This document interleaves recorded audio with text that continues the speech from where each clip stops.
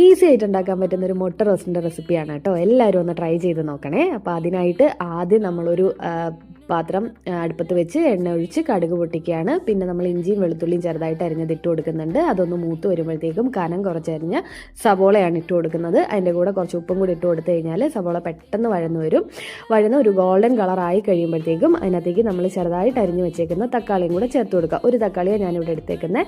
അപ്പോൾ അതും കൂടി ഇട്ട് കൊടുത്തതിന് ശേഷം അതൊന്ന് വാടി കഴിയുമ്പോൾ അതിനകത്തേക്ക് നമ്മൾ മസാലപ്പൊടികൾ ചേർക്കുകയാണ്. ആദ്യം മഞ്ഞൾപ്പൊടി ഇടുന്നുണ്ട്, പിന്നെ കുറച്ച് മല്ലിപ്പൊടി, കാശ്മീരി മുളക് പൊടി, പിന്നെ ഗരം മസാലപ്പൊടി. മുളക് പൊടി നിങ്ങൾക്ക് ഇഷ്ടമുള്ളത് ഉപയോഗിക്കാം കേട്ടോ. ഗരം മസാല ഇട്ട് കൊടുക്കുന്നുണ്ട്. അതിനുശേഷം അതിനകത്ത് ചിക്കൻ മസാലയോ അല്ലെങ്കിൽ മീറ്റ് മസാല ഇതിലേതെങ്കിലും ഒരെണ്ണം ഒന്ന് ഇട്ട് കൊടുക്കുക. ഇതും കൂടി ഇട്ട് കൊടുത്തിട്ട് നന്നായിട്ടൊന്ന് ഇളക്കി യോജിപ്പിച്ചിട്ട് കുറച്ച് വെള്ളം കൂടെ ഒഴിക്കുക. ഒരുപാട് വെള്ളം ഒഴിക്കേണ്ട, നമുക്കൊരു കുഴമ്പ് പരുവം ഈ വീഡിയോയിൽ കാണുന്നൊരു പരുവമാണ് നമുക്ക് വേണ്ടത്. അതിനകത്തേക്ക് മുട്ടയും കൂടി ഇട്ട് കൊടുത്തു കഴിഞ്ഞാൽ അടിപൊളി ടേസ്റ്റുള്ള മുട്ട റോസ്റ്റാണേ.